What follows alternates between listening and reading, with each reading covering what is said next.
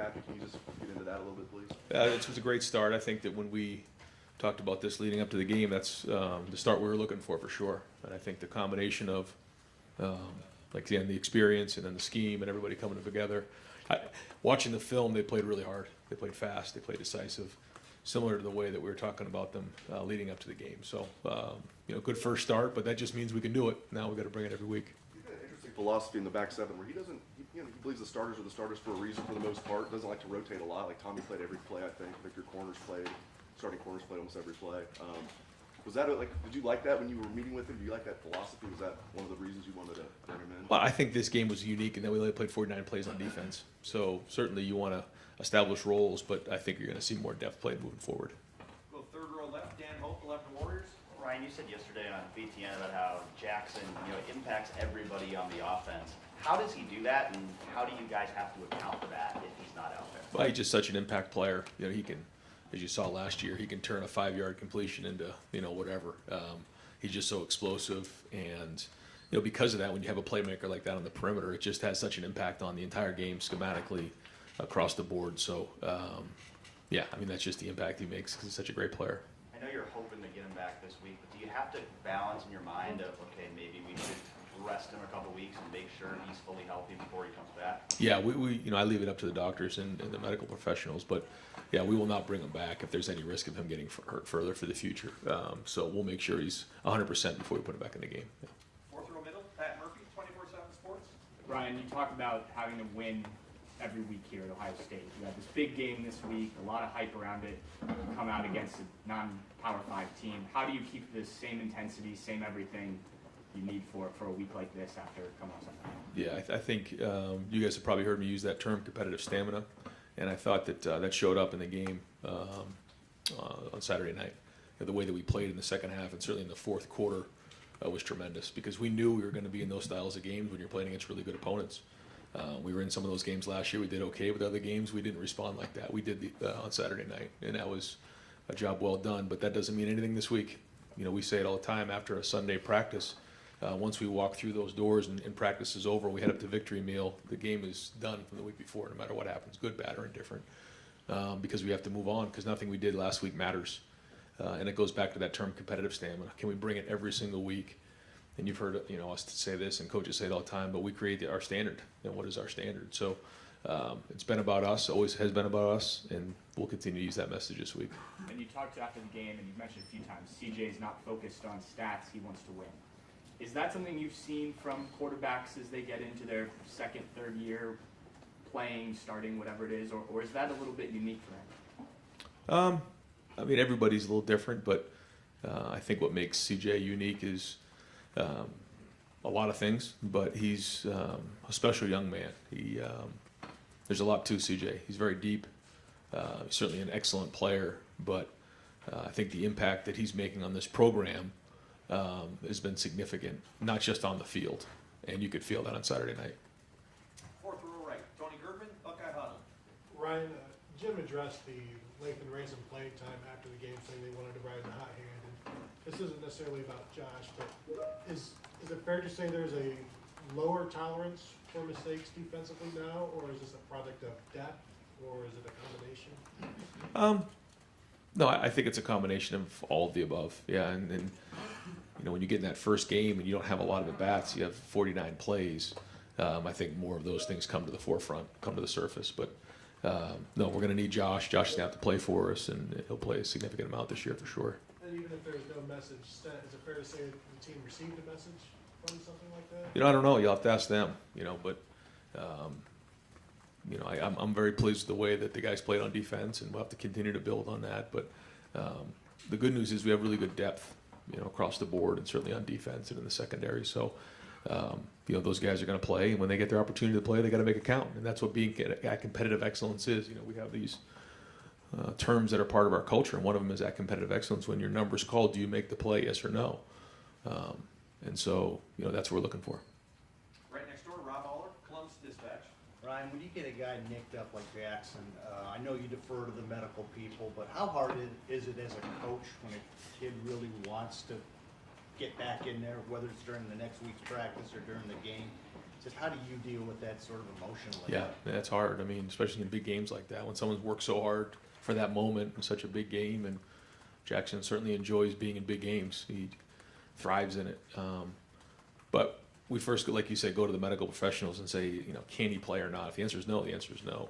If the answer is yes, the answer is yes. If it's somewhere in between, like we got to kind of see how he does here, then it depends on kind of the maturity of the player. You know, and with Jackson, you know, we trust Jackson, so we wanted his feedback, and you know, we tried to see if he'd get in there and play, and then just said, you know, I'm just not going to be at my best here. I don't want to put the team at risk. And so, you know, we have a more experienced guy who's played. You can kind of trust him a little bit to give you some feedback if it's one of those things we're trying to figure out. But at the end of the day, it comes down to the doctors and the trainers. You've done this a long time. What impact does a serious injury to a key guy or any guy have on the team? I know it's next man up, but like to the vibe of the team, what does that do? You know, like you said, you have to kind of move on, and there's just different things that happen to you. And you know, we talk a lot about the events that are going to happen, the adversity that's coming our way. And the only thing that we can control is our response. There's nothing we can do about what happened.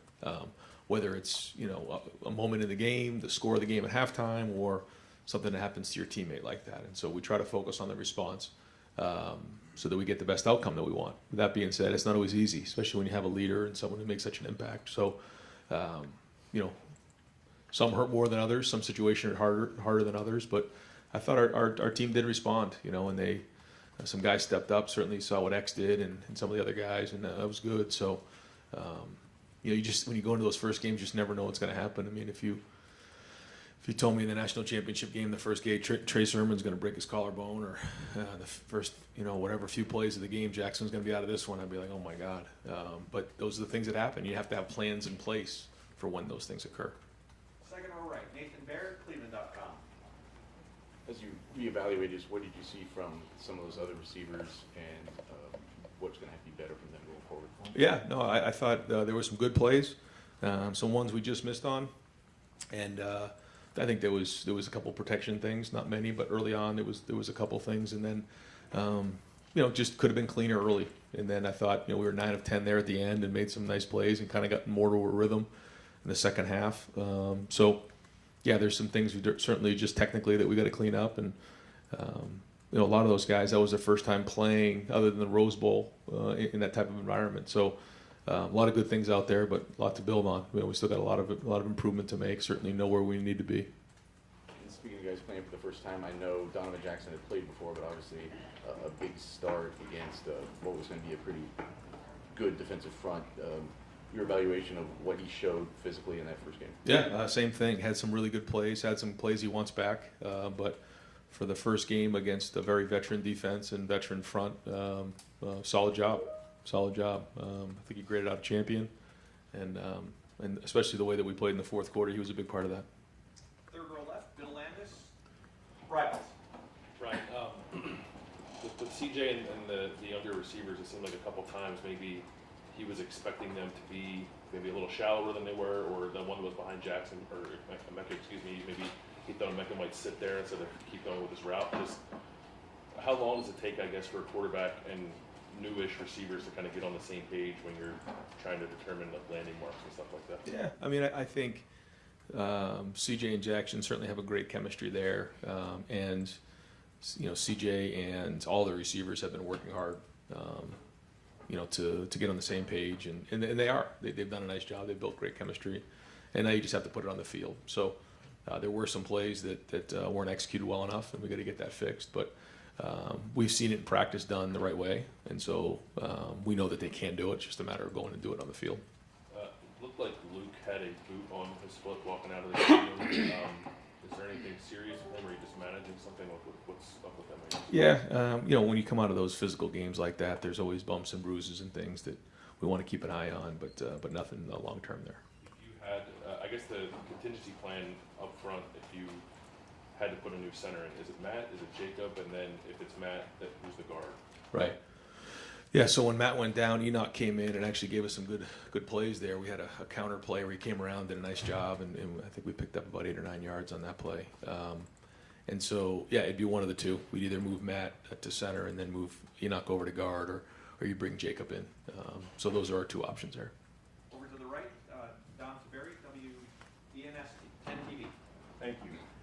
Coach, after the game, you said you thought that the way that you guys won that game and had to, get it done in the fourth quarter, that would pay dividends down the road. Learning to win that way, how important was that? And was that what you were talking about? Yeah, I mean, Coach Freeman talked about it after the game that their game plan was to, shorten the game and run the ball and control the clock and limit the possessions on our offensive side of the ball. And so when teams want to do that against us, we have to be able to win in those games and respond. And that's something that's a little bit of a common theme for us. And so being able to run the football, stop the run, control the game in the second half, and play good defense is what we have to be able to do. And we did that.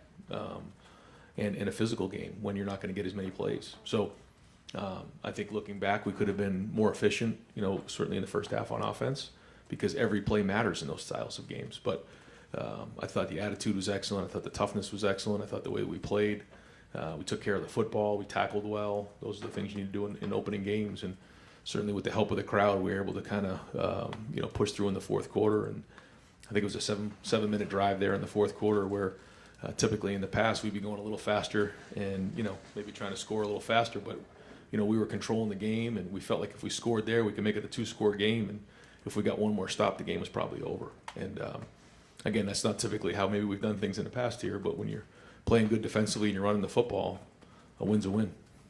Do you subscribe to the theory you make the most improvement from game 1 to game 2? And if so, where do you want to see the biggest improvement this week? I think that's a little bit of coach speak, but I think that the reason why people talk about that is because when you are in the preseason, you make a lot of assumptions based on going against your defense or what guys are going to do. But then once you get on the field, you realize what's real. And then you have to be able to make those adjustments and figure out what that is. Kind of wake some guys up.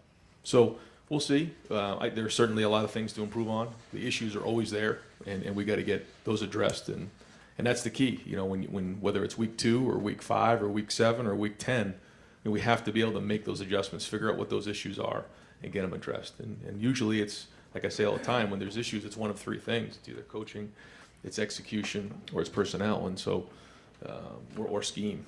And once you identify what those are, you got to get them fixed. And then the test is on Saturday.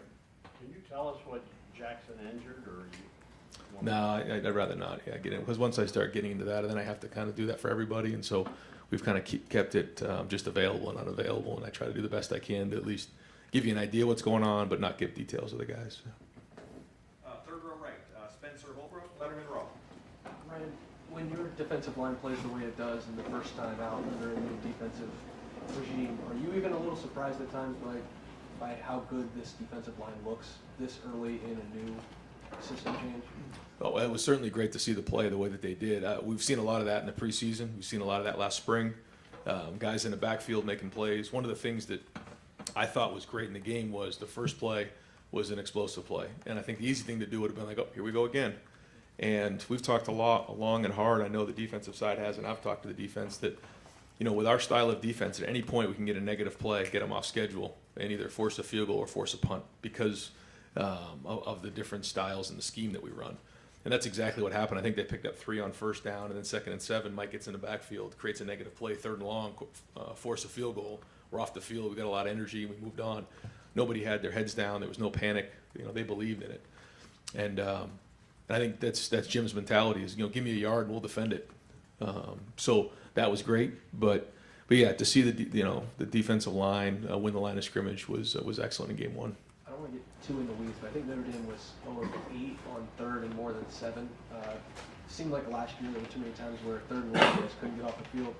Is that one of those marks where you say, okay, we've made real defensive progress through the offseason, being able to get off the field when we need to? We did in the first game, but that means nothing moving forward. Yeah, we certainly have not arrived, and we only played 49 plays, and that was great, but we got a lot of football to play. But for game 1, it was well executed, but now we got to do it again this week. Fourth row left, Jacob Bench, the Lantern. Yeah, hey Ryan, just building off that, you talked about Jim Knowles' mentality, just the turnover battle Saturday with no turnovers for either side, just how significant was that to you, and how important is that turnover battle between your team? Well, when you're playing against a team that wants to run the football, it's, usually what they're going to take care of the football a little bit more. There's less risk there. They want to control the game And there was a lot of field position play back and forth. You know, there were some opportunities in there where maybe in the past I would have gone for it. You know, early on, I think it was a 4th and 3 around the 40-yard line. I think the year before we went for it against Oregon. Didn't do that. Decided to pooch punt. Got it inside the 10. I think we had 4 punts inside the 15-yard line. So you're playing the field position game. When you're playing against a team that wants to run the ball, you have to be smart because all it takes is one turnover, and you know you could be up against it. So we tried to do the same thing, you know, run the football, take care of the football, and win that style of game, which is a different style of game than maybe we've been in the past. And we knew that we had to be able to do that if we want to get to where we need to be. Gotcha. And then offensively, talking about running the ball, just going into this week's game, next week's game against Toledo, just how do you plan on managing the running backs between Travion and Mayan there? I know they split carries for majority on Saturday. Yeah, we'll move forward the same way. I thought they really complemented each other well. But they both really ran hard in the fourth quarter after looking at the film. I mean, I felt it when we were on the field, but after watching the film, boy, it was pretty impressive to watch those guys run that way. And they took care of the football, and that was a huge challenge for them. That's their number one job in this offense, is to take care of the football. Third row right, welcoming a new member of the Ohio State Beat, Cameron Teague, the Athletic. Hey, Ryan, you mentioned Mike Hall. I had a really good day against Notre Dame. Just what do you want to see from him when you looked on the film? Kind of what do you want to see from him going forward to kind of build on that game? Well, I think anytime you come in an environment like that, you prove that you belong, and he certainly did. But now, what's the response to that? You know, is it okay? I'm here now. I start to feel good about myself, and I take a step back and gear down, or do I continue to build on that? And now show that I can be consistent. Because if you want to be one of the better players in the league, which he certainly has the ability to do, you know, he's got to bring it every week. And that's what the expectation is. So it's one thing to flash in the game. It's another thing to be consistent throughout the entire fall. Front row right, Austin Ward, Rivals, 97.1, The Fan.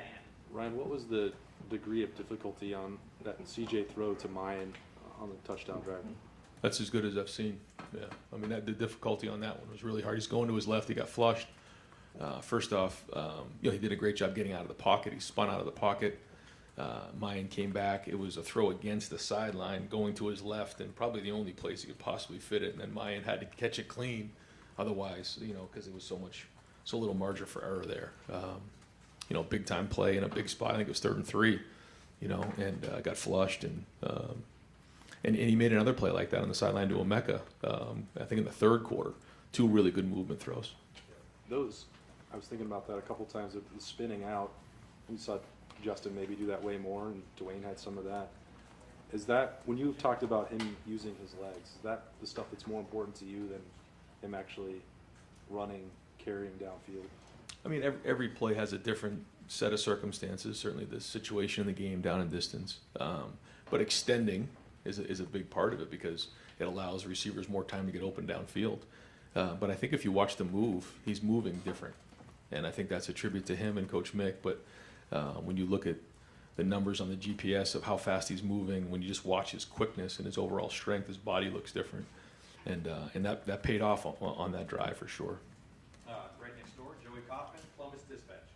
Ryan, as far as Jackson and him being evaluated, is there an idea on when he might be how he might be able to practice this week or think? Yeah, I mean it'll be kind of as the week goes on, we'll get a better feel for it. I think again, I can't really give much details on that, but we'll keep evaluating this week and see how it goes towards the end of the week. And asked about another guy from Rockball on the other side of the ball. You guys are pretty selective with transfers, and I was wondering when you were looking at Tanner and talking with him back in January, what impressed you about him? What decided that he was a good fit? He came highly recommended from Jim and Jackson. They both knew him and made a few calls on him.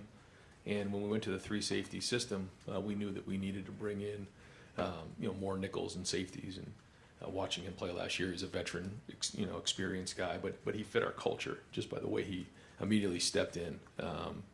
He really embraced our culture. He has been really helpful to the guys. He's kind of like a coach on the field.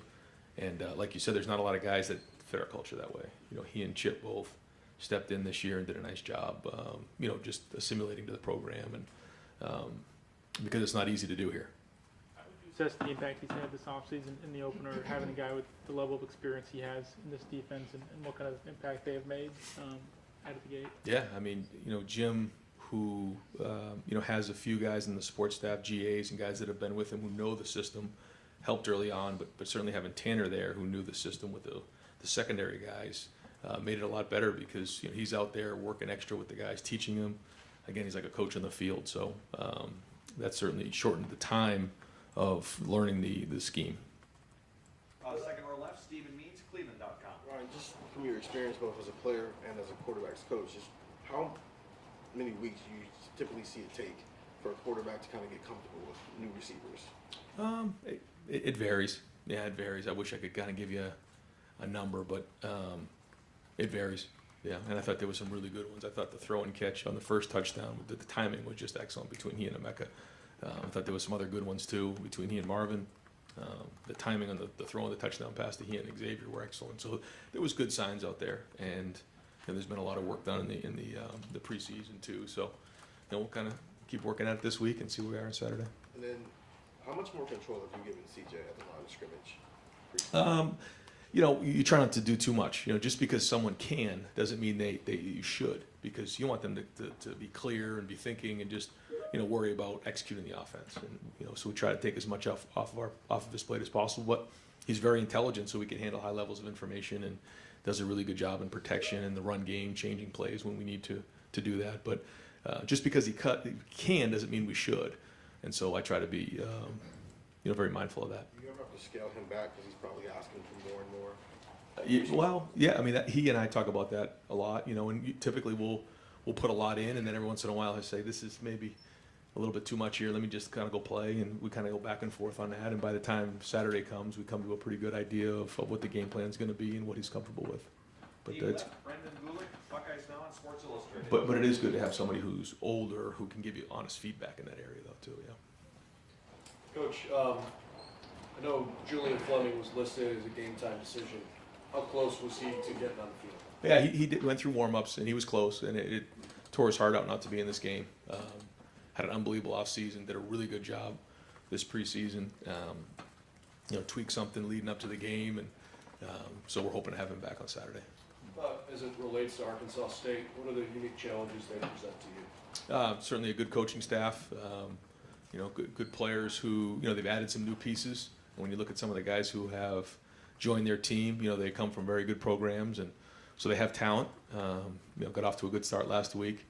So, and played some teams really tough last year. When you look at some of the teams that they played, they were in those games, even though maybe their record wasn't as good as they wanted to. And I know with that coaching staff, they're much improved this year. So, we got to do a really good job of getting ready for a noon kickoff, because that's a lot different than it was last week, and then playing up to our standard. I realize that the goal is to win every game, right? But are there specific things you're trying to accomplish this week? As you try to get into a good rhythm before you get into hard conference play. Well, I felt like last week was like a conference game, so we've been working towards that the whole preseason. I mean, we were tackling, we were doing all those stuff. Everything was in. Like, it wasn't like we had time to kind of move along with that. But I think this week it's more about addressing the things that we didn't do as well and continuing to build, trying to fix those things, build in other areas, and then I think we'll probably play more plays this week too. So you'll have an opportunity to just evaluate everybody a little bit more. Third row middle, Andy Anders, Buckeye Sports Bulletin. Yes, a lot's been talked about of how this defense sort of changes the picture for a quarterback after the snap. But when you're talking about the front and how they're moving different pieces around, an offensive play caller, what's difficult about that to scheme against, and sort of what they can do with the jack position and how the front changes? Well, identifying what's happening is probably the biggest challenge, is getting everybody on the same page. And when you're having a hard time communicating and identifying what's going on, it can create confusion. And I think that happens sometimes. And so I think at the end of the day, what happens with this style of defense and Jim's philosophy is they make you work every play, the quarterback and the offensive line. Over here far right, Clay Hall, WSYX.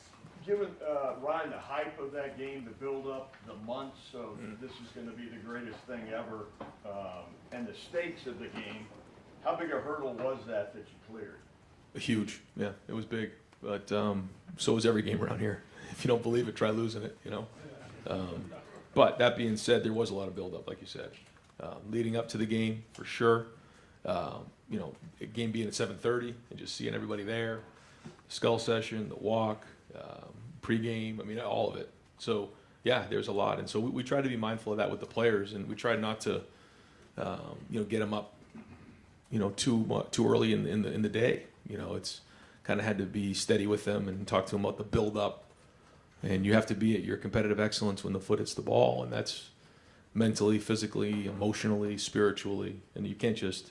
That's just not going to happen, especially when you go into the swell session. You're doing the walk, and you're, on the bus coming over here to the Woody for a walkthrough, and you see all the people. It's easy to get yourself, worked up for a game that doesn't kick off for another, 10 hours or so. So it was a long day, but to see the way we played in the fourth quarter and to lead that game with a win was a job well done. And but that's behind us, and now we got to move on. And your post-game reaction, was that jubilation, joy, or relief? Relief. Relief. Yeah, it's relief. Far right deep, Andy King, WBNS 10 TV. Coach, when you look at, you talk so much about the scars on this team. Yeah.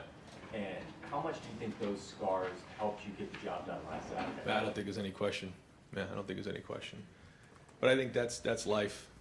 You experience things, you learn, and you don't always appreciate things until you've had some things taken away from you.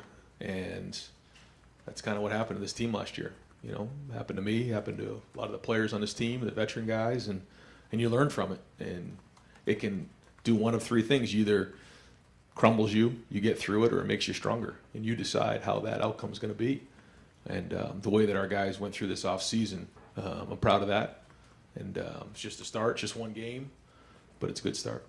When you looked at that sideline before the game, when you think of representing Ohio State, maybe you have some people that are interested in Ohio State. What's it like to see Buckeye Nation crowd like that? Oh, it was huge, yeah.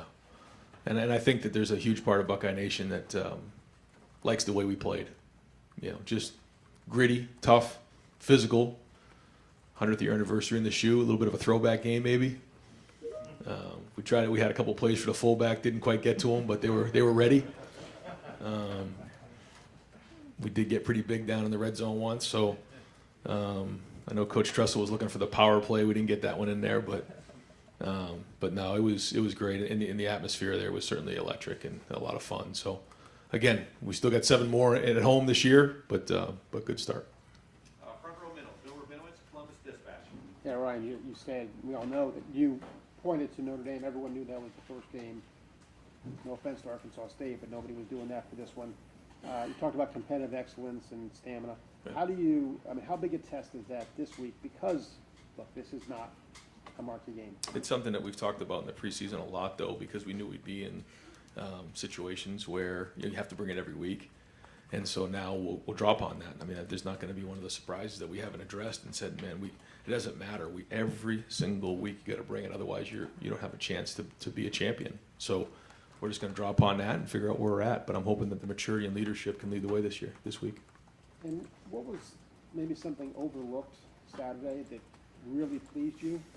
Obviously, the passing game took a while and didn't really click the way you wanted, but is there something that just stood out to you? I thought the locker room at halftime was excellent. I thought the sideline was excellent. I thought the way there was a clip after we threw the touchdown pass to Xavier in the end zone where all 5 linemen and Travion were absolutely going crazy. They were just so excited to score that touchdown. And then just the excitement on the sideline afterwards, and the way that our guys in the fourth quarter just had a look in their eye.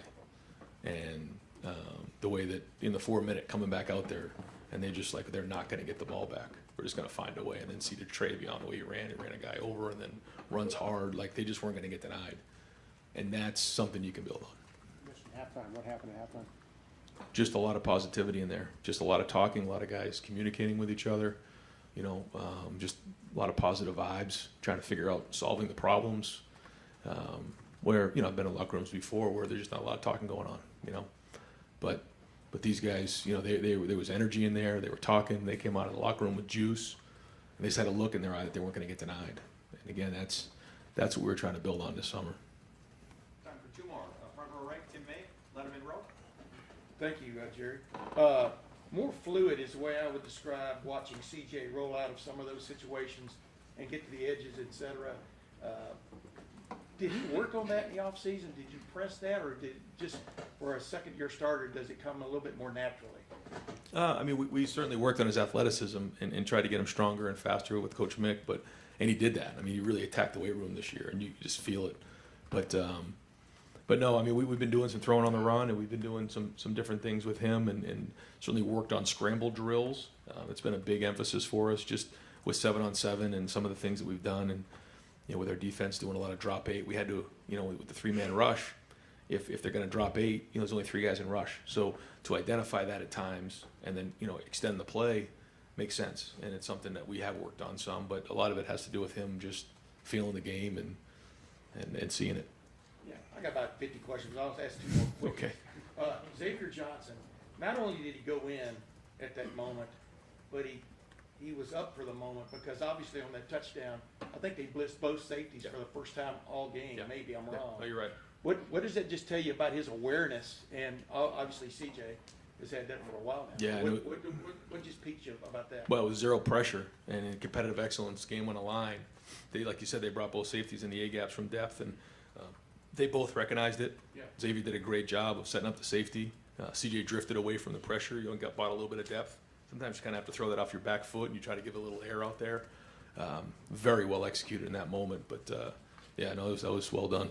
Does that give him more consideration down the road now that Yes. he was up to the moment? Absolutely, yeah, because you never know until you get in there, Yeah. and to see him play like that, he caught 2 balls in a row in a big moment. So absolutely. The last thing, what did it mean to you, and you touched on it a minute ago, to go to jumbo there, down the goal line? Y'all had a 3rd and 2 in the first half, didn't get it done, got stuffed. What did it just do for you and this offense of getting something looks like fixed that y'all had trouble with last year? Yeah, it was huge, and just again, I thought it was the attitude of just getting pads down, because at the end of the day, there's going to be extra guys in the box, right? We all know that. So at some point, you got to get your hands inside, you got to get your pad level low, and you got to beat your man, you got to block your man, and then there'll be an extra guy there that the running back has to run over. But that's at the end of the day, that's what it comes down to. So I thought we had that mentality down there, and so we got big and tried to hammer it in there, and we did. And final questions, second row right, Doug Lane Reese, Cleveland.com. Ryan, next year when you guys play Notre Dame, it won't be the opener. I think it's week 3 next year. Just now that you guys have gone through it, can you just reflect on when you play a top 5 team in your opener, how the prep is different, how you come in Sunday after a physical game like that? How different is it playing a team that good in week 1 when you don't have preseason games or anything like that? Yeah, well, you're forced to be really good in preseason. We had 2 scrimmages where we did a lot of tackling, and you're in this balance of figuring out how do you get your team tough and game ready to play at a high level because it's such a huge game and have such an impact on the rest of the season, but also keep your guys healthy. Just a lot of communication between Mick Marotti and I over and over and over again. I mean, we're in practice and he'll get the GPS numbers on somebody. We'll he's out, get him out. He's already run too much. Or we look hard and think, go over and over and over again how much hitting we should do, how many plays in practice we should have. And so between he and I, and then obviously talk to the coaches about their opinion on things, but we just try to figure that part of it out so that they can be at competitive excellence on that night. And I'll give the players credit. They believed because it was a hard camp. It was not easy. We went hard. We were physical. But I think we had them ready. You got to play the schedule you're given. All things being equal, when you're playing a big-time non-conference matchup like that, prefer week 2 or 3 as opposed to the opener? Or When are you asking me? Now? Great idea. Friday afternoon? Terrible idea. And when you look at this schedule, I'm trying to go a little picture off the big picture. Listen, the 12-team playoff is coming. You guys, that world's coming.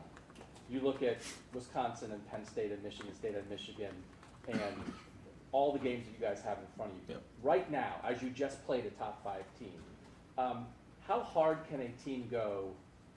How many times a year could you play a top 25 team every week in college football? Like the NFL, you're playing a great team every Right. week. It's a parity league.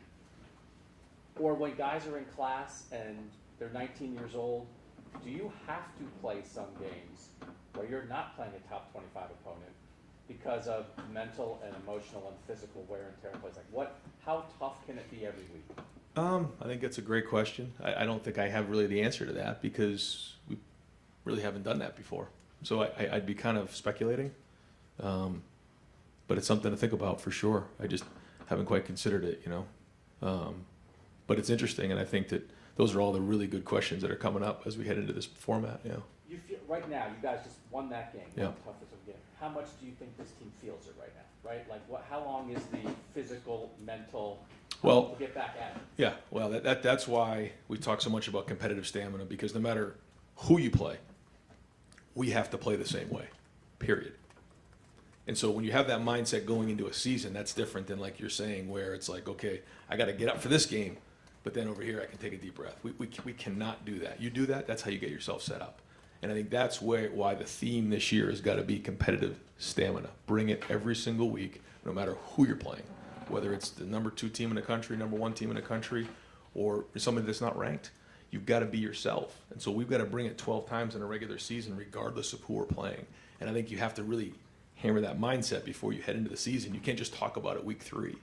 And we've been talking about it a lot. So we'll see where we're at. You hinted though, what is your opinion of the 12-team proposed playoff? I mean, I think it's college football playoff? exciting. I think it's really exciting, but I think there's a lot of work to be done to figure out a lot of things. But that's why we have the best athletic director in the country to figure those things out, not me. Coach, thank you very much. Thank you.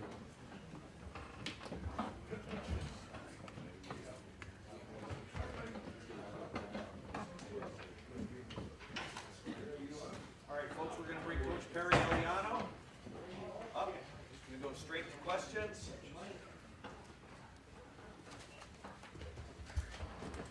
Thank you, Coach. We'll open up third row middle. Andy Anders, Buckeye Sports Bulletin. Yes, just first, your evaluation of Lathan Ransom and how he played when he got in the game. Andy, it didn't surprise me. Lathan's had a great fall camp. He practices well. He loves what he does. He prepares well. So what you saw on Saturday did not surprise me. Coach Knowles always talks about his trigger. Can you elaborate more on that and how you've kind of coached that up over the course of the game? I mean, he just is a football player that's very instinctive. I mean, you know, and so when he goes, he goes. And obviously he has a great impact when he makes plays on the ball and stuff like that. Fourth row middle, Pat Murphy, 24/7 Sports.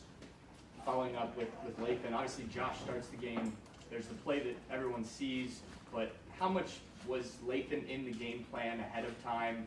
How much did that have to do with how Notre Dame played? I mean, the two of them seem to kind of step in for each other, so how much was that part of your plan beforehand? Pat, you know, for Lathan and Proctor, you know, I'll go into the game plan more so. How did they prepare during the week? You know, Proctor's a phenomenal player, great young man, got a huge role on this football team. And I love him, I trust him.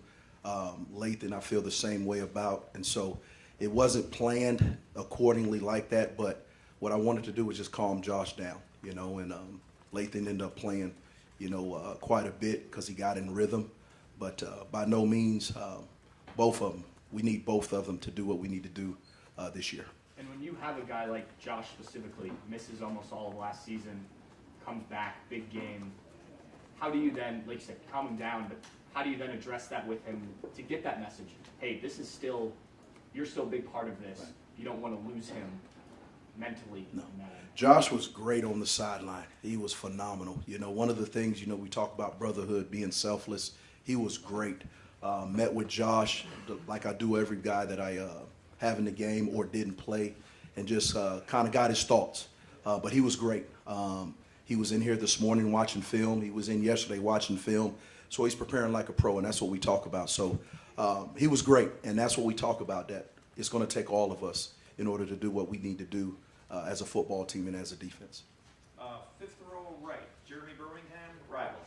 Okay, Perry, last week we asked, someone asked Jim about how if he'd take a moment to sort of absorb being a part of that game on Saturday night, and he said no, but now that the game's over and you guys can tell the truth, do you feel like there's a moment on Saturday when you kind of were just in awe of being in that setting and with your family there? Just what did it mean to you to have that opportunity? Well, first and foremost, we're at the Ohio State.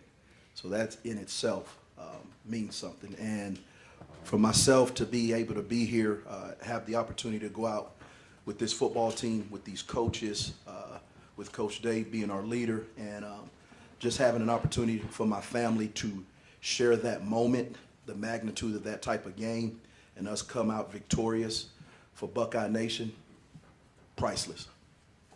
Did it match up the expectation you had for the last 10 months of what that game would be like walking on the field of Ohio State?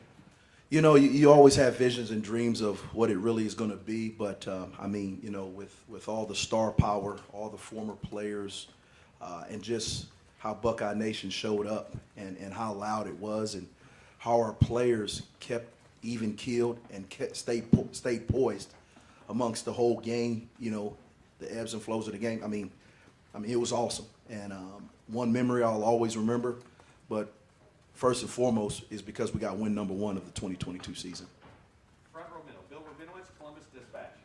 Harry, you guys worked as a staff for 9-10 months for that game in preparation for the season. How do you think everything worked kind of mechanically in terms of you guys meshing, Jim upstairs, and that kind of that whole thing? I mean, we're pros. I mean, everybody understands their role. Everybody's got one goal in mind, and it's for us to be the very best every day, you know. And if we put good days on top of good days and put our guys in the very best positions so they can maximize their God-given ability, we feel like Saturdays are going to be good for the Buckeyes. And so it was great. You know, the flow of the game was great. You know, our guys stayed locked in and poised. You know, obviously we hit adversity right off the bat, first play, and our guys never flinched. And, you know, you always want to see that at some point in time. You don't know when that's going to come. And it happened right off the back, and our guys just stayed locked in, coaches included. And so very, very proud of that. Hey, one more about Josh. I mean, he came back from a terrible injury. First play, misses a tackle, and then after that series doesn't play again, I don't believe. You said he handled it well, but, you know, were you concerned, like, okay, we got to really make sure he's okay? No, I mean, I approach it just like I would after any game, whether he played 50 snaps or 2 snaps. You know, I meet with each one of them individually, you know, because what I want to do is that was our first time under the lights together. You know, we spent a lot of time in the off-season, spring ball, and camp, but I wanted to make sure that I did everything I needed to do as their coach to prepare them on and off the field so they can be their very best for their teammates and for this football team. So, no, he was fine. You know, Josh, like I said, talked to him Sunday. He was in there yesterday watching film. I met with him this morning and watched film. So he's ready to go, and that's what you love about him. He's resilient, and he's ready to put his best foot forward. Front row right, Austin Ward, Rivals, 97.1 The Fan. Perry, you're the expert. How many times was Ronnie Hickman ever out of position on Saturday? He could play better, believe it or not. There's always room for improvement. The thing I love about Ronnie is he's really, really stepped up his game off the field as far as in preparation, his mentality, studying the game, understanding what to look for. And obviously you can tell because he's playing extremely fast. And I love the young man because he's put in a lot of time, effort to really, really hone in on the things that he knew he needed to do going into this season. We've asked about all the other safeties, and maybe it's like Ronnie is taken for granted or something at this point. But I know that's not the case for you. There seems to be a high level of trust for this defensive staff and what Ronnie can do. Absolutely. And he's earned that. And, you know, we've earned his trust, you know. And like I said, he goes to work every day, you know, keeps his head down. And the thing I love about the room is they all want to be coached. And they want real feedback. They don't want to hear how great they were. They want, Coach, what can I do to be better? And when you have something like that, that's special. Second row right, Doug Lamerise, Cleveland.com. Perry, can you maybe just take us through the prep, the game plan when you have a tight end like Michael Mayer, and what you guys wanted to do with him and how you guys think you executed it? Because, you know, he made some catches but didn't put up a ton of yards. What was the plan and the execution? First, he's a great player. He's going to make a lot of money one day. But we just studied his habits. We studied his tendencies. We knew exactly where he was going to be. You know, I told the guys, hey, if he makes a catch or two, just keep hitting him, keep being aware of where he's at, because it's a 4-quarter game. And the guys embraced it, you know, the competitive excellence, the wanting to compete against the very best, and you know, they relished that. And so, you know, he made a couple of catches, but I thought overall we bottled him up and we did what we needed to do in order to come out with the victory. And Jim Knowles up in the box, what's his communication like? Is he nice and calm during the game? Is he Absolutely fired up during the game? Everybody on the sidelines got ice water in their veins. Like I said, you know, you build that trust in the off season, in the summer, and during camp. So when we get to when the lights are on, nobody flinches. Everybody's even keeled, and we're able to make adjustments. We're able to get on the board and know exactly what we need to do if something did break down, and there was no panic. And the cool thing is to look young men in their eye and they see that, hey, these guys got it. And now we just got to go out there and continue to execute. So there was no issues there. You're saying that when the players look at the coaches in game and say, these guys know what they're doing, listen to them, and this is going to work. Absolutely. How vital, does that always happen? How vital is that for players to be able to look at coaches and say, we know these coaches know what's up? You know, I think it's about your preparation during the week. When they see it on film and they practice it, and then when it gets under the lights and they're able to see it live and in color, that means something to young men, because they're saying, you know what we worked on, what we practiced, what the coaches told us that was what was coming, it actually happened. And when those things continually happen, the confidence of a young man, of a defense, of a team skyrockets, because now they know exactly, hey, we just need to come to work and prepare the right way, and success is inevitable. Right behind him, Cameron Teague, The Athletic. Perry, you guys knew obviously coming into this game you had talent, you had depth at the safety position. But when you see it in a game like that, and on the first game of the year, you see Lathan coming for Josh and Ronnie everywhere. What's that like to see it for the first time and see that depth really come forth? I was more proud because we were tough, we were physical. They felt us, you know, and that's something that we talked about in the off season, all summer and all camp. That, you know, yeah, we're talented, but that only gets you so far. We need to be physical. We need to be tough, not only physically but mentally. We need to understand when adverse situations hit, you know, stay locked in and keep grinding.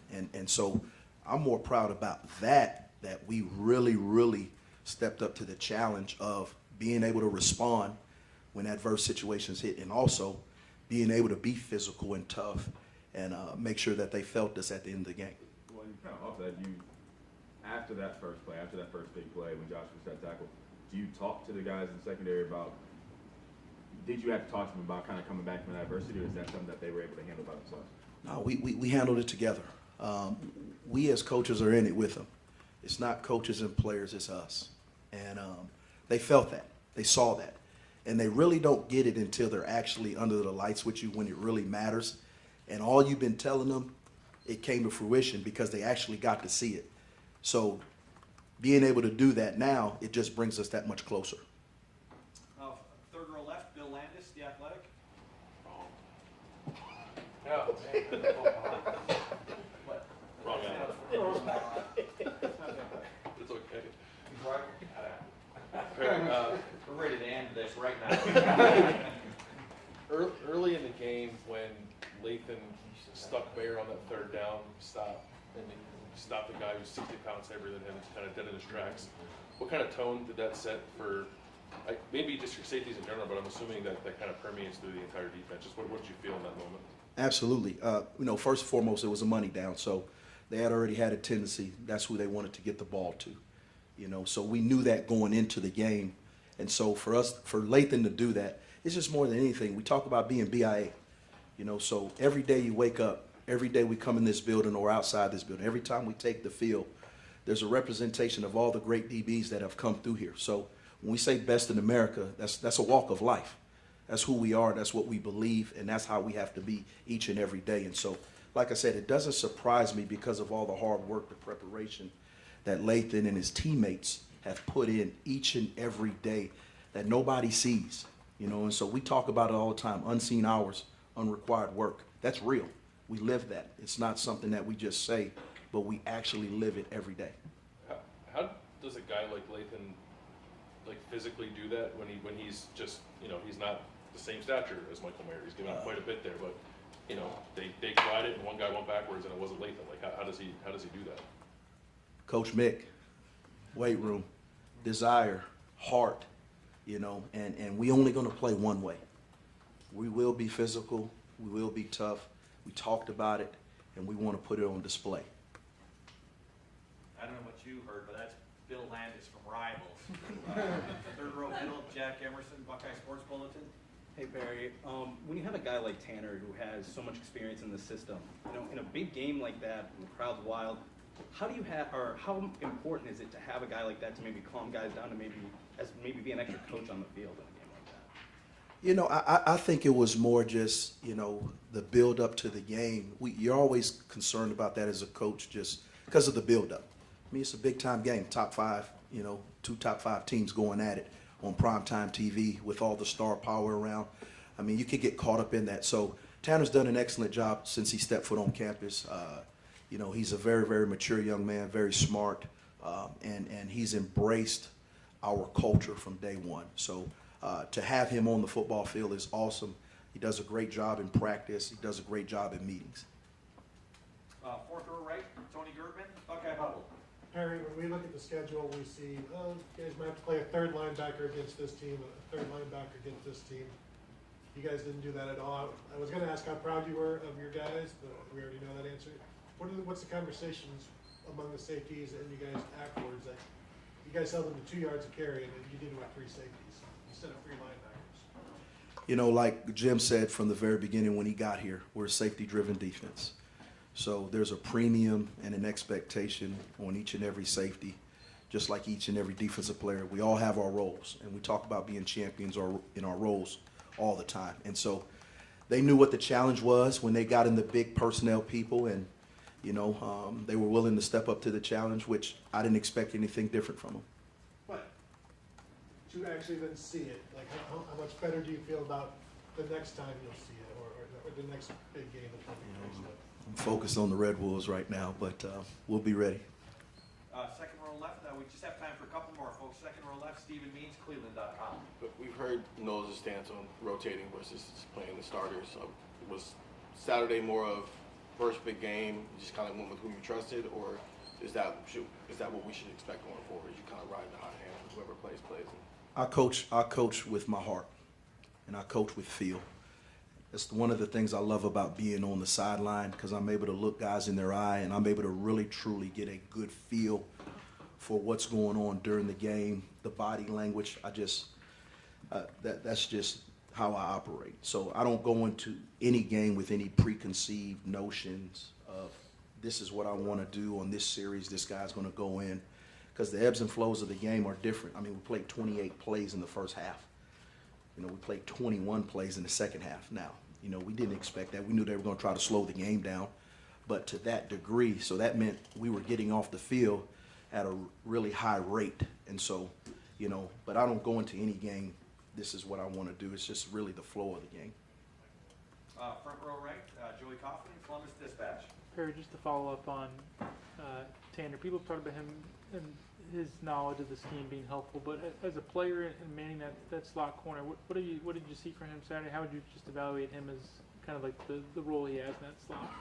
He did what was expected of him. He didn't get a ton of action at him. There was a couple of plays that he knows he's got to play better, whether it be a technique or a fundamental issue, but overall, he played well enough for us to do what we needed to do to win. And right next door, we'll wrap it up with Tim May, Letterman Row. Thank you. Did that match at all, that atmosphere match at all, that first game in Lumberjack Stadium? Negative. Okay. I was going to say, Nacogdoches said it's No, come a long ways. Yeah. Come a long ways.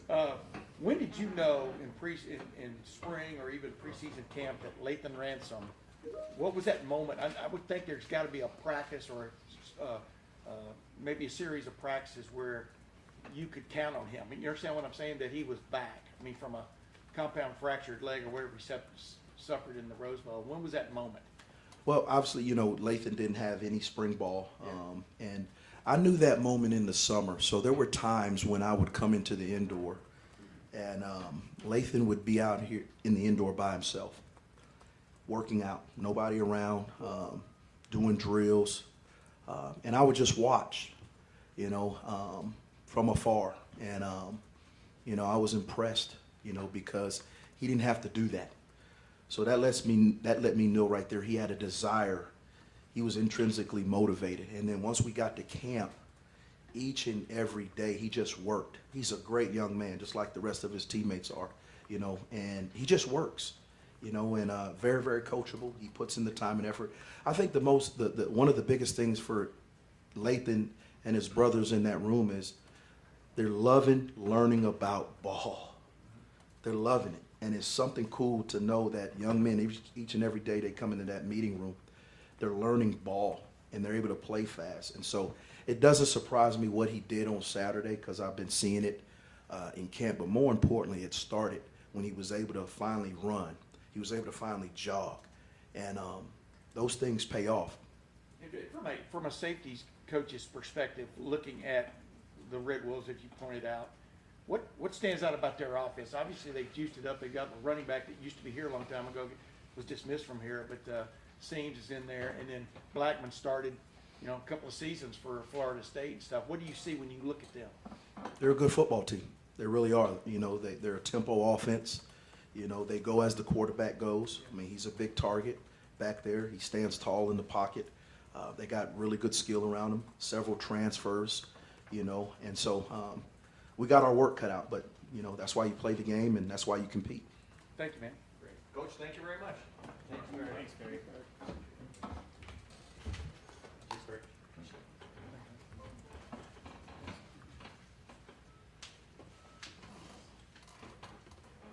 I hope we're getting our quarterback, so we're just gonna be patient here for a little bit.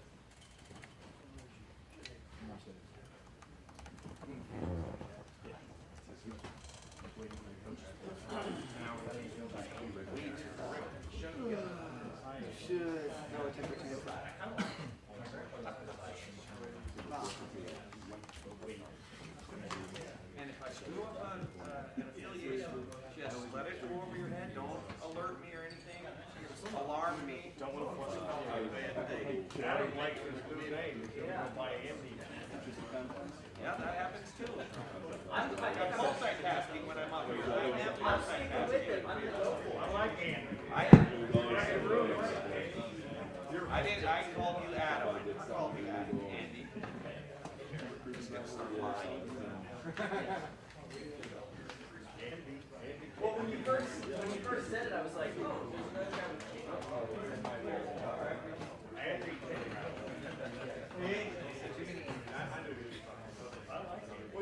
I literally thought you know. Oh, that's the answer. Yeah, I know.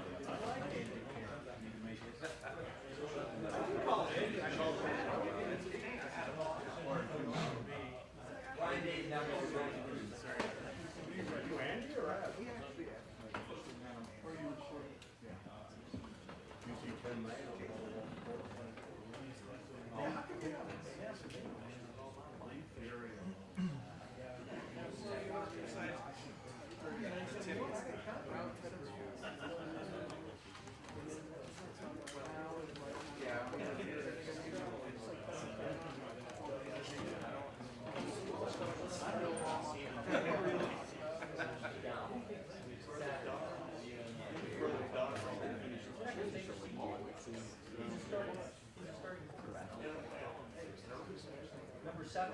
Ooh.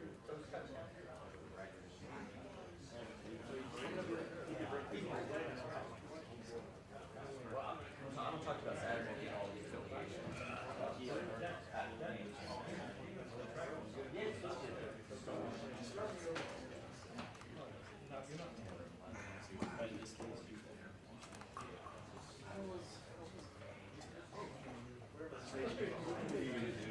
I'm just hoping new games and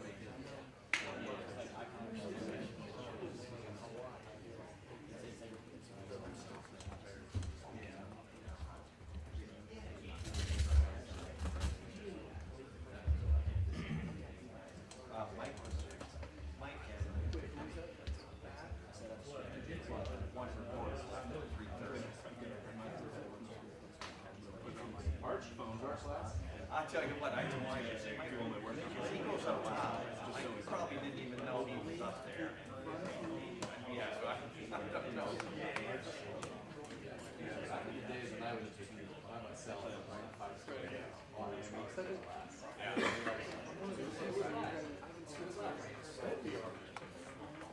This guy? Oh, did you? Yeah, it's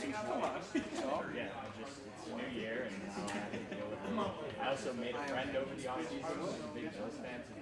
Actually, he very recently was like, you guys just gotta stop playing nine games.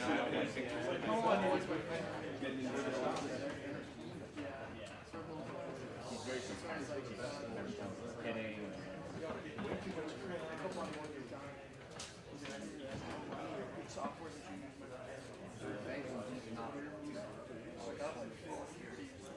So when are the rankings? Coach's poll just came out. 2 p.m. Jerry. Coach's poll just came out. 2 or 3? 3.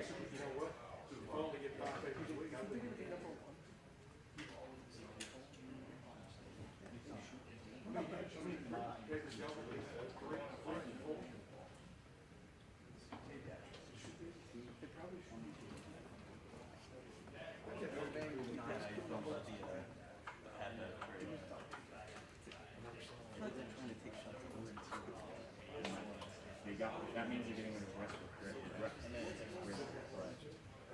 I mean, he's like 6 years past his prime. I mean, he's honestly one of the better shooters on the roster. Yeah. He wasn't great last year. I mean, if you look at the analytics, he did not impact the game as much as like the numbers. I put the videos on my channel. Something walking that said create in the mail or something. Yeah, they're still working. I let it go. I didn't want to figure it out. So you can grab them when it's all done, I presume, and combine them. Yeah, I can move them over. Okay, yeah, do that. Yeah, If or you want. or if you just want to upload it with I can just text you later and you can just hit the upload. There were 2 of them because I had to break it up into 30 minutes and then the last 6 minutes. So they, it's up to you. You do whatever you want to Okay, do. yeah, we'll figure it out. I'm just. I mean, do I need to put them on the offense ones, or can I you grab them offline and combine them? I should be able to. That's what I was able to do last week. It's just a matter of finding a thing. For 1 week, it's, you know, all we can do. Right, well, that was part of the reason when it wouldn't work last week on Friday, they didn't want to mess up this weekend. Yeah, because we want to be able to. Bud was like, wouldn't be the worst thing in the world if we didn't have Arkansas State. No, we have to miss a team. 17.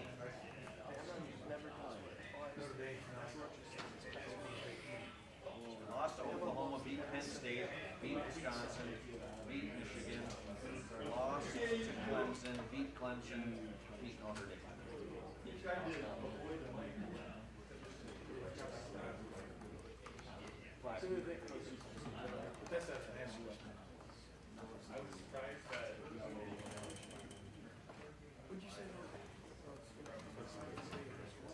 Top 5.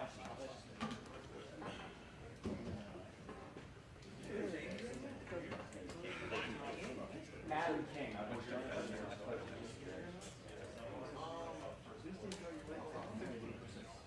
I like it.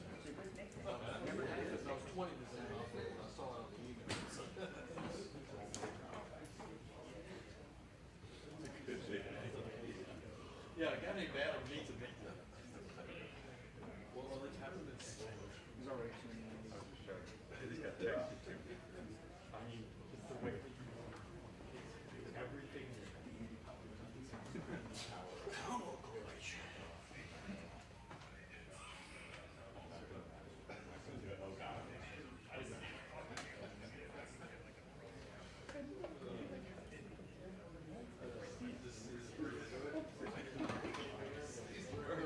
Find the mic, go the opposite direction.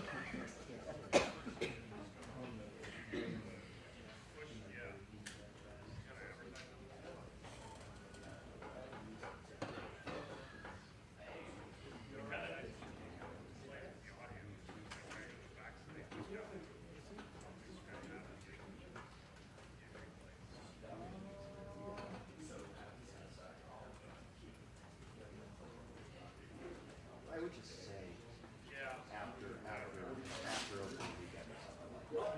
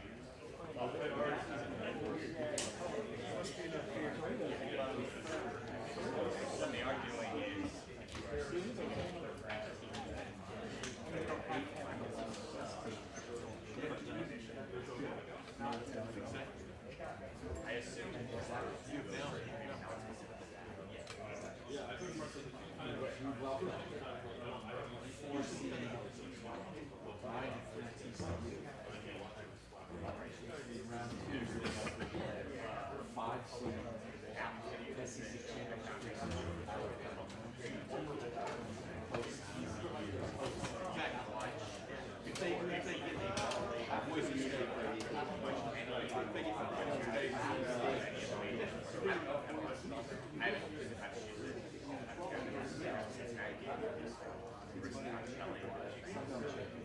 Santa Fe, and she had it, and I heard about it before, and it was like we had all that acceleration game last night, all the basic fives, and like it doesn't sound like a legal streaming service, but yeah.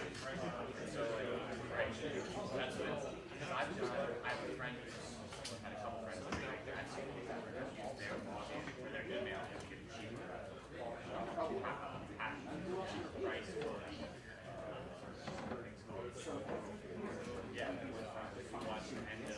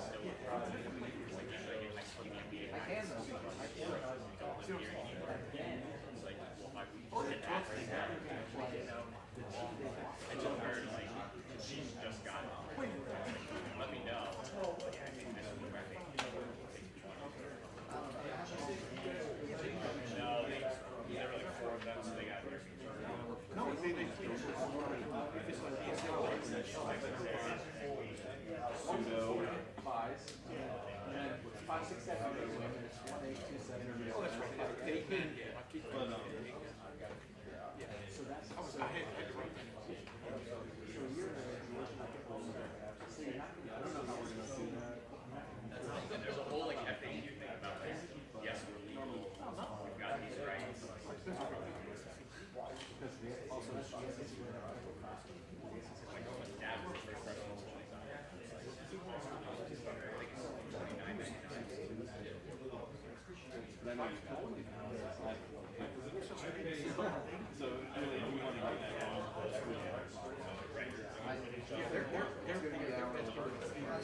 That's on ESPN.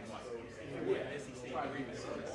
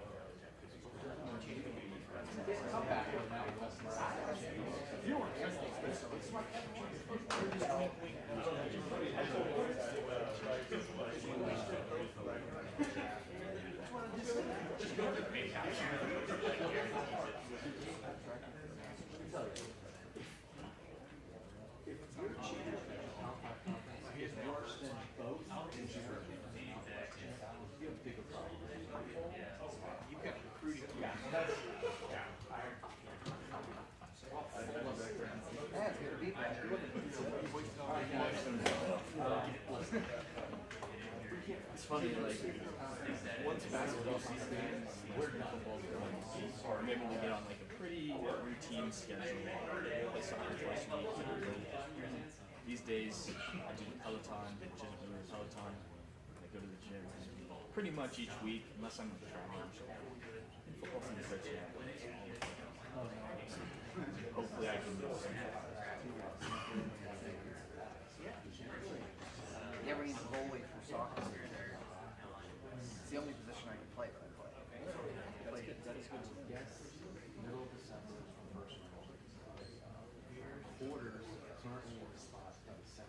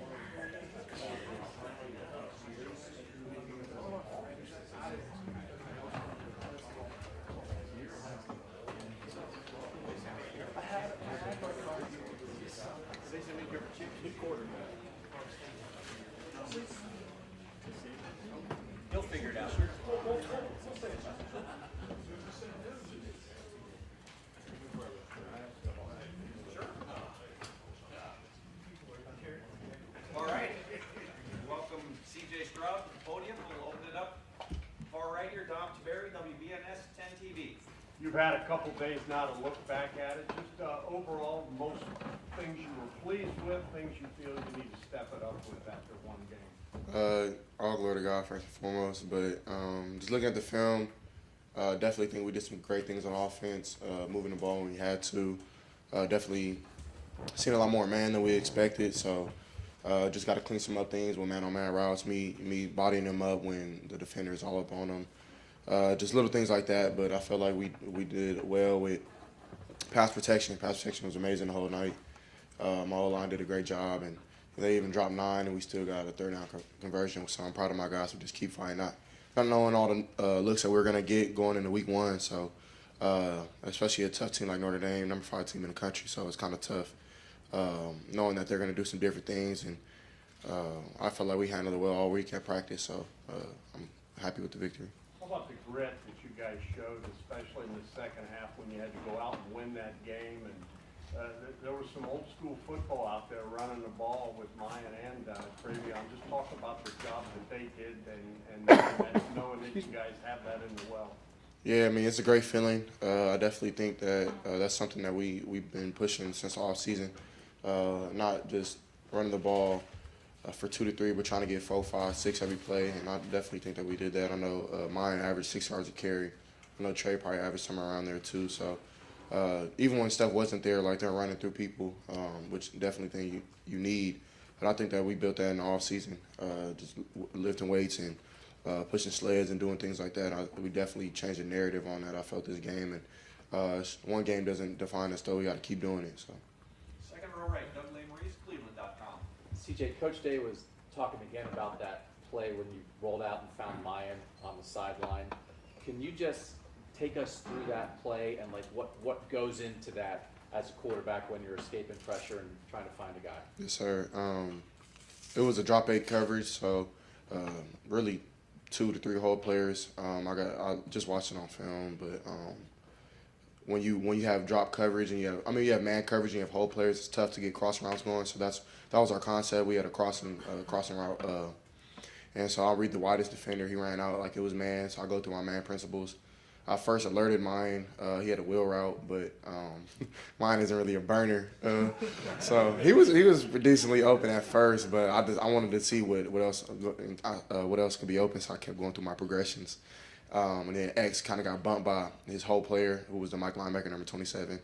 And so as I did that, I tried to go back, but then I kind of felt a little pressure on my face, so I rolled out, went through. I knew it was third down, so I wanted to get the first down. I mean, I didn't want to turn the ball over right then and there because, I mean, if that's the case, then it's even worse. But even if we don't get it right there, it's fourth down, we punt, and then if they score, we got to get the ball back and go on the 2-minute drill in the game. So, I mean, just being the competitive stuff I am and don't mind just being competitive, I just wanted him to come back down, which he did. We had that same rep during practice this week, and it didn't end up going like that. It was actually mine didn't run the route all the way. So this time he actually got it right.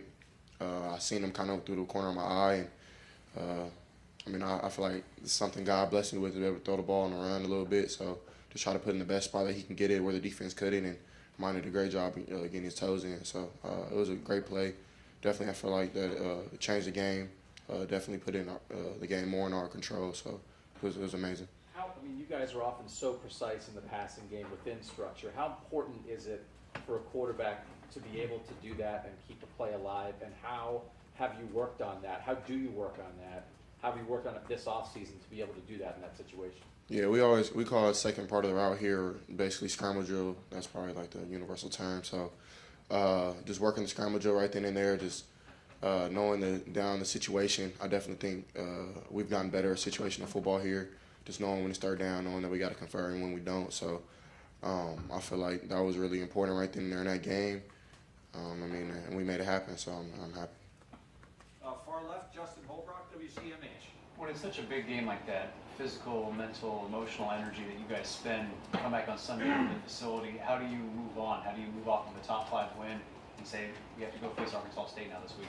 Right, yeah, I mean, definitely got to have short-term memory, but at the same time, you got to enjoy your victories and you got to smell your flowers. So I feel like we do a great job of that here. I mean, we have our champions meeting and everything here. We're having fun. We had a good time doing that and seeing great plays.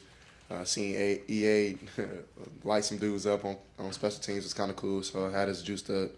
And then after that, we go out and have our Sunday practice because they always says we're on to the next week, and then we're on all our focus on Arkansas State. So amazing win, very tough team, top 5, first game of the season, which first game of the season are never really easy no matter who you play, I feel, unless they're like total bums. But so Notre Dame definitely weren't bums. They were a good team. So really proud of my guys, and now we move on and go to Arkansas State. How long did it take you to learn to move on but also appreciate the wins when you were first year, second year? When did you start to learn how to go through that and make a routine out of it? Right, yeah. It was definitely tough for me last season. Just like we had a lot of big-time games last year. I feel like that first game was really big, and I never really like celebrated the wins after until probably like week 6, week 7, and one of my close friends and actually my agent called me. He was like, "Bro, you gotta start enjoying your wins because like you work hard, right?" And I'm like, "Yeah," and you really don't realize like the work that we put in is kind of unique. It's very not a lot of people I think can do it. Like the work Coach Day puts in, the work I put in, Coach Wilson, just to get the passing game, the running game, just little things, and you got to just enjoy that because it's tough. You know what I mean? And to be away from your family and things like that, so you got to smell your flowers. Second row left, Stephen Hellwagon, 24/7 Sports. Yeah, CJ, I want to ask about Emeka. It seemed like the moment was calling for somebody to step up with Jackson not able to go, and just you were hoping that this would be a big season for him coming into a starting role. But that game and also everything leading up to it, what did you see out of him, I guess? Yeah, Mecca, even Marvin, both extremely hard workers, and both are always in the building, working on their game, doing something right. Even off the field, I mean, trying to just make sure their bodies are right. You see them, they're all buffed up, they're chiseled up. So that just shows how great they are with what they do and how serious they take it, even being so young. So Emeka, yeah, he got to show a little bit of what he can do, even though he can do more. And I feel like even in our past game that he fits it perfectly, him and Marvin. And I feel like that first game kind of just put a little taste to people's mouths of what we can do a little bit. But I feel like we'll do even more and more just with the work we put in and things like that. So Mecca and Marvin, they're two great young players, work hard, great routes, great body discipline, and different things like that. So just super excited to see what they do. Right behind him, Bill Landis, Rivals. CJ, going back to the play of mine, it looked like that ball sort of had some backspin on it, like it kind of got back to him on the sideline. Is that just random how it came out of your hand? Or are you doing anything with your arm angle or the pressure you're putting on the ball to make it do that comeback? I don't know. I don't know if it did that. That's cool if it did. I'm not sure. I just threw it. I threw it as try to be as accurate as I could and just give him the shot to catch it where the defender couldn't. He did a good job of placing his body in the right place and giving me good numbers. I feel like when they give me their numbers, they want the ball. So he did a great job of doing that. Even Emeka had a play like that. The drive, I think, prior to that on the sideline again where he kind of cut the defender off and put his numbers to me, and I feel like he wanted the ball, so I gave it to him as best I could. So I didn't try to do anything special. I think that's something that maybe God blessed me with, so I'm happy. With Marvin and Emeka, I think there's a point in the game with Marvin, the ball was a little short, like you told him to sit maybe a little more shallow than he did, and then there was the one that was behind Emeka where maybe it looked like you were expecting him to settle instead of keeping his route going. It wasn't pervasive throughout the game, just kind of 2 moments that stood out, but how do you, I guess, work through that kind of stuff with receivers sort of in between drives to make sure you're all on the same page with that? Right, yeah. I definitely think it's just conversation, just seeing what they see, seeing what I see. Definitely just got to get through those things. I mean, Chris and Gary and Jax went through that last season. Just filling each other out, trying to make sure that we like what we're doing both ways. I mean, we all got to be on the same page. So it's just different things like that. Definitely not anything alarming. Just got to be better, best on my part. I mean, Marvin didn't do anything crazy. I just got to make that throw. Probably just make it a little harder, throw the ball a little harder. And then I'm not sure the one that Mecca you're talking about, but I mean, I'm pretty sure it was just conversation that we had on the sideline. It was later in the game. He was like crossing over in the middle. There was like a little window like kind of just behind the middle. Right. His whole player, Trey's man player ran with him, and if I would have threw a good ball, it would have been a pick six. So, which I thought it was a good ball because I put it on the spot. Only he can get it. If I throw it in a good place, either he bats it down, he gets killed, or and I don't want my guy getting killed. So, I think people who know football see that number 8 was standing out there, and he was looking back towards Emeka, so that's why I tried to slow him down with the ball. So, I mean, it's just a football play that I feel like I had to do. I mean, that's all right there. I don't think it was inaccurate. I thought it was a good ball. I was wondering if you were expecting him to sit a little bit. Yeah, it was the wrong protection. We should have had Trey on the opposite side, but it is what it is. We won the game, so. Right behind him, Jacob Bench, the lantern. Yeah, hey CJ, just your offensive line with some new guards there up front, Paris at left tackle. How did you evaluate just communicating with them, loud environment, and just their play overall as well? Yeah, they did an amazing job. I mean, Donovan and being the youngest dude on the O-line, he definitely held his own. You could see him in the run game, moving dudes around. Even the first play of the game, I mean, he was going after dudes. So it's exciting to see somebody young like that with that much talent, that much upside. And in Paris, I mean, him going back to tackle off his natural position, did an amazing job on Foskey. Foskey was a really good player on film and definitely did some great things in the game. And I think Paris did a good job of handling him. Same thing with DeJuan. I mean, DeJuan has been just amazing this whole offseason, even in that game. Just his leadership, his vocalness, and of course Luke just setting protections, making sure everything is right, everything is clean, battling through injury, just different things like that our guys kind of up front. And they set the tone. I mean, Matt Jones, I mean, he set the tone. He was sick the whole week and came back and fought with us. So I'm just super proud of him, and I definitely think they did amazing job and kept me clean, kept our kept our running backs clean, and I feel like they have a lot to work on, but so does this whole team, and I feel like we'll do that. And just then, the second half, you talked with Perry and Ryan earlier about second half defense. You know, to see the way they, clamped down, grinded it out. How much energy, juice did it give you and the offense to overcome that halftime deficit and ultimately pull out that win? Yeah, man, it's amazing. I mean, it's definitely a great feeling as an offense, knowing that you have a great defense that you can rely on. Even on some of those fourth downs where I thought we were going to go for it, because they decided to punt, which I had no problem with, is because he has so much trust in our defense. So it's amazing just to have because they trust in our defense again, and even myself not even worried about it. Just knowing that we'll get the ball back, and they did a great job. Tommy had a great game. Tanner, Lathan stepped up really big, and our corners did a good job trying to stop their tight end, Michael Mayer, who's an NFL tight end, really good player. So I feel like they did a great job overall. Third row left, Dan Hope, 11 Warriors. CJ, Coach Day was saying how Jackson is somebody who impacts everyone on the offense. Just how does he do that?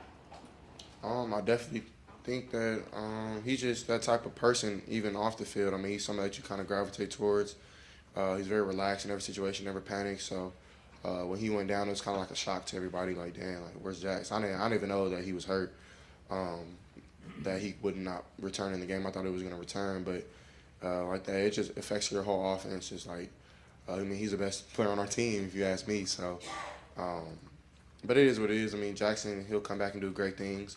But yeah, it definitely does affect our offense. Does affect our team because I mean he's just loved on the team on a personal level. So you never want you to see your brother go down, especially you see all the work he puts in the off season and he's grinding so hard, and it kind of sucks for him not to bear the fruit of his labor. But it is what it is. God has a plan for him. So if he can't play this week, what are the things you guys need to do better to make up for him not being out there? I feel like we did everything that we're supposed to do with or without him. I definitely think everything happens for a reason. So. I feel like X will step up big, Emeka again, Marvin again, JB will have a good game again, and the younger dudes, we're calling them to step up. So it's an opportunity for everybody to have a good game and try to go out there and dominate, try to compete. So I'm not sure what we have to do better than what we did in the Notre Dame games, top 5 teams. So it's kind of tough to just pick them apart all the way. So I feel like as the season goes on, we'll get better at that. So just excited for that. Right in front of him, Stephen Needs, Cleveland.com. CJ, you're a pretty smart football player. I think you've kind of given off that impression at this point. But Day was even talking about when he's throwing stuff at you, there's even times when you have to tell him to slow down a little bit so you can catch up on stuff. Are there examples of moments when Day's throwing a million things at you and you're just kind of like looking at him crazy? Yeah, I mean, I definitely think we have 2 different perspectives when it comes to certain things. Like, Coach Day's seen things from him. He played quarterback as well, but he hasn't played in a while. So, but he's seen things from a sideline perspective. And I'm not saying this happened in the game because, I mean, we were really clean with our conversations and we were happy kind of with everything kind of worked out, even though it wasn't perfect. But we knew that coming in. But, like, during the week, we didn't know what they were going to do. And we prepared for a lot of their different coverages and fronts and different things like that from prior places that DC was at, Marcus Freeman where he was at. So like Cincinnati stuff, the Bengals stuff, just different things like that. So sometimes he would confuse me. I'd be like, Coach, I'm just going to go read the coverage and hope everything works out. But, I mean, you can't do that. I mean, so he keeps me honest with that type of stuff and make sure I'm fully prepared. So the conversation is always good. Sometimes he does say a lot, but I think I can do a good job of just knowing what he means and knowing what I have to accept and taking into consideration for the game. So. Back in the spring, you were talking about putting more on your plate, especially pre-snap at the line of scrimmage. What did that mean against Notre Dame? Like, what were some of the things you were maybe able to do this year that you weren't able to do against Minnesota, even against Utah? Right. Well, this game plan was kind of unique for us. We usually have a lot of checks and a lot of run checks that I have to go through, even pass game checks. And this game, they really just put the protections on me and Luke. So I feel like we did really clean with that. The run games, we didn't know what fronts they were going to bring. So we had universal plays that kind of went with everything. So I really didn't have to do too much this game, but I'm pretty sure as a year goes on, I'll probably have more. So I'm not really too worried about it. We've been working on it for the off season, and I definitely think that we'll be clean when it happens. What's the dynamic with you and Luke at the line of scrimmage pre-snap? Like, how does that kind of work? Right. I mean, he's like the vice president. I'm like the president. It's kind of like how it works a little bit. Like he'll make a claim, and I'll either veto it or make something else. So it's the truth. Like he'll set a protection. Because, I mean, I'm seeing everything from bird's eye. He's down in the stance. So if I see a rotation or see somebody's triggering, then I can flip it or I can base somebody, which means just he's the ID now. And our running backs did a great job of pass protection, kind of made us whole, seeing where everything's coming from. Because, I mean, they're in a scan protocol going from left to right. So definitely, if us three are on the same page, I mean, it all works out. Front row right, Joey Kaufman, Columbus Dispatch. CJ, when you were talking earlier about the throw to Mayan and escaping pressure, do you feel better handling pressure and being able to move this time than kind of escaping like a pass rush team did a year ago? I feel like last season I really didn't have those opportunities all the time. Even now, I'm probably a little more comfortable just moving around. I feel like I'm faster a little bit. My body feels bigger, so I mean I'm not worried about. And I wasn't worried about that last season, but I feel like I am more comfortable with my body and how it works now, being around like 218, 220. So. And I feel like I'm quicker getting out of the pocket on some of those things. So we worked on those things in the off season, and it just made me a little more confident. And then our players, and they're really smart in those type of scramble drills. So I just try to keep my eyes up and make sure that everybody's happy. Because if I just take off and run, I don't think, and the receivers are wide open, then I mean I'm doing them a discourtesy. So I try to give everybody the rock. How much of that is just being faster and quicker, or having like a sense of where the rush is, and I guess how does that kind of like factor in play versus you being faster versus just sort of your pocket presence? I definitely think it starts with the pocket presence, just like knowing what type of rush, if it's 3-man, 4-man rush, or if it's a blitz where it's 5, 6-man, even 7-man rush. So even in that zero play with X, they brought zero, and I knew that I wasn't hot yet because they came from depth with 2 safeties, and I knew I was warm.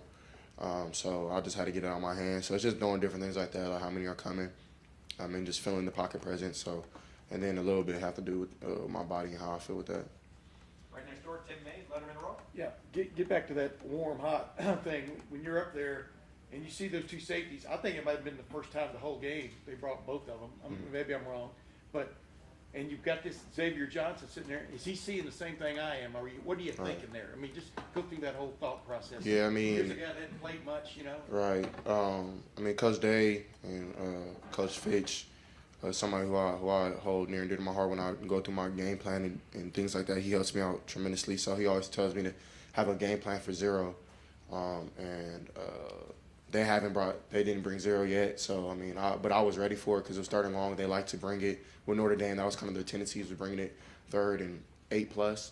So as I'm going up to snap the ball, I just was wondering, like, okay, what's my zero plan? And that's what the play.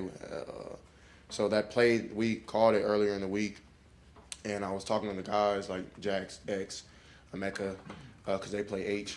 And I was like, if we get this play in 0, do this and that. So that's what he did. So it's kind of cool for it to kind of pay off because sometimes, I mean, we just talk and it doesn't happen. So for it to happen was kind of cool.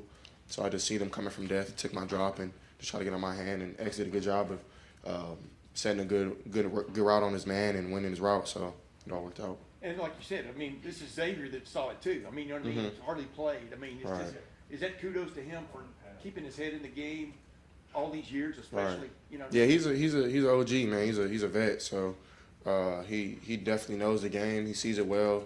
He never really has any MAs where he's missing assignments or kind of doesn't know where he's going. He always kind of knows what's up. So I didn't even give him a look or nothing, knowing that I didn't know he knew it was zero until like he made the move that he did, and I was like, okay, now he knows it's zero. So it kind of made the play happen. So it was cool for him to do that.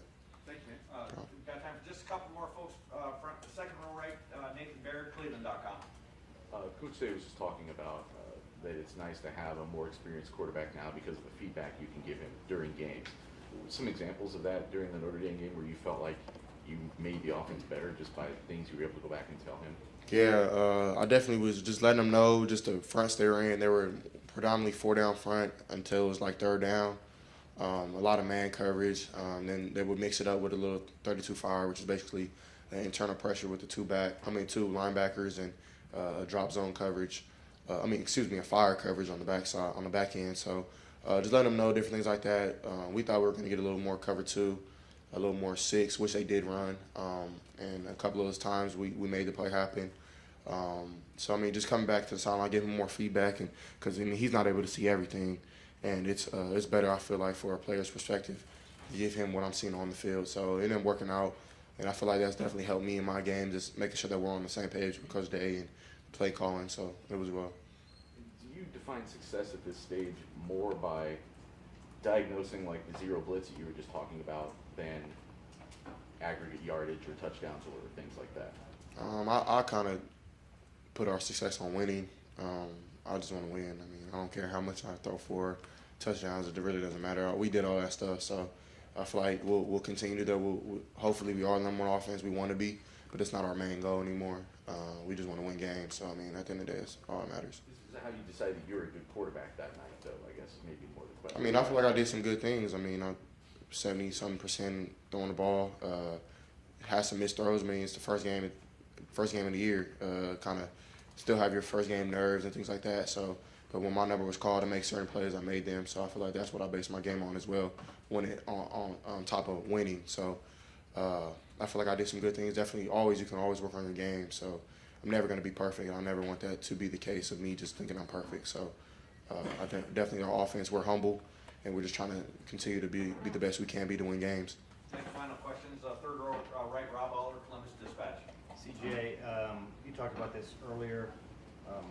Next man up with Jackson, but when he's a friend, he's a good friend. What's your emotions when a guy like that goes down, not just for the team, but for you?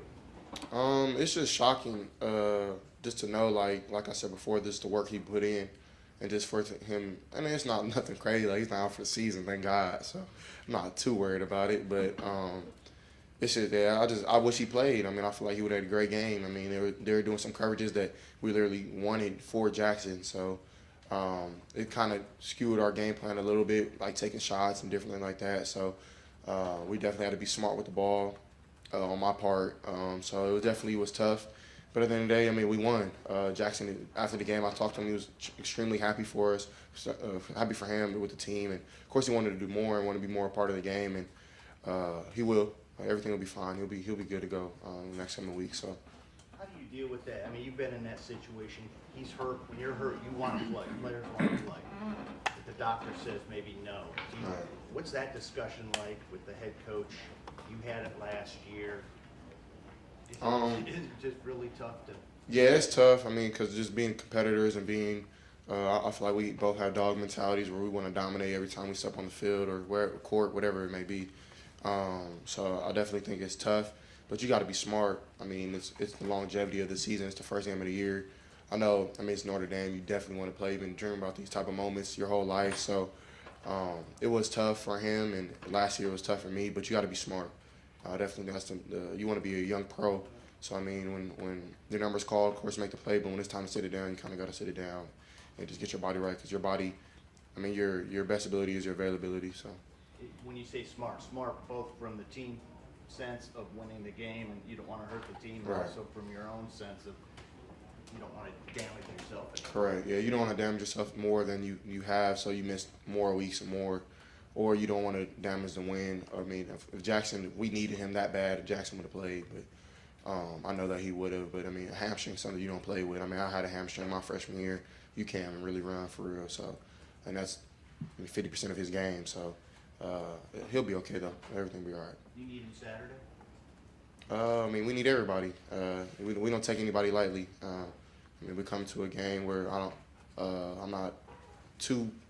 I don't know. Arkansas State's a good team. Shoot, they won last game. They want to know like us. So we'll come in that game and swing as hard as we can. Jerry, can I ask him one quick? What did that last touchdown mean for this team, this offense, to go jumbo and push the ball into the end zone, based on all the stuff you heard throughout the offseason?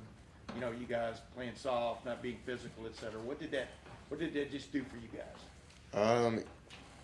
I mean, it just made it. I mean, it didn't really prove nothing for us. We already knew it was a. I mean, we had that last season. I mean, we're not really worried about what everybody else got to say. We just trying to prove ourselves right. We ain't trying to prove nobody wrong. So, I mean, it was just something that we put the work in. We basically our work that we put in, we buried it. So we buried our fruit. I mean, and that's all that matters. We knew what was up. So, I mean, it wasn't nothing surprising to us. We just had fun out there. So. And last thing on the mind thing, that play when it happened, how did you feel? You talked about enjoying wins last year. How'd you feel when it happened? How'd you feel when you watched it on film? That's the mind. I'm super happy for mine, for real. That's my best friend on the team, and I've been enjoying. I mean, me and him have been talking about moments like this forever. So it was cool just to make the play. I didn't really think about it too much. Just having fun out there with my boys, and I don't know. It was fun. So I'm not sure if I answered your question, but. Yeah, watching on film, I thought that's pretty good, CJ. Nah, I don't really do that. Bill, did you want to get a question in? One last question, go over Ben. Bill, you gotta calm, bro. You gotta be chill, bro. You can get your question, bro. We know Notre Dame was a test. They're not bums, right? Not total bums. Correct. How big a test will this be for you guys? Because this is not Notre Dame. It ain't no test. I mean, that was not a problem last year, but I feel like it was a problem, to keep it real. So we maybe play down our competition sometimes, and me personally, that's not something I never want to do. You always want to go out there and prove that you can dominate anybody you step on the field with. So I feel like every week we kind of have the same approach, watch the same amount of film, go through the same routines at practice. We're not going to be light on anything. We're going to make sure everything is done the right way, just so it can be done right week 2, so it can be done right in week 10, week 11, week 12. So definitely nothing will be passed slightly here, no matter who we play. So.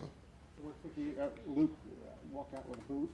If he can't play, how much faith do you have in Madison or Jacob or whoever it will be? Yeah, I mean, we worked these type of scenarios at practice where Luke would step out and Matt will come in or Jacob will come in, and I mean, I've trusted those guys too. I mean, definitely had to make some adjustments to that because Luke is so pivotal in his way to see defenses and see fronts and different things like that. So definitely will be adjustment, but nothing crazy. Thank you, guys. Thank you, guys. Thanks, man. No problem. I was asking you 41. John Fry. I thought you were saying about 4th and 1. No. Sorry.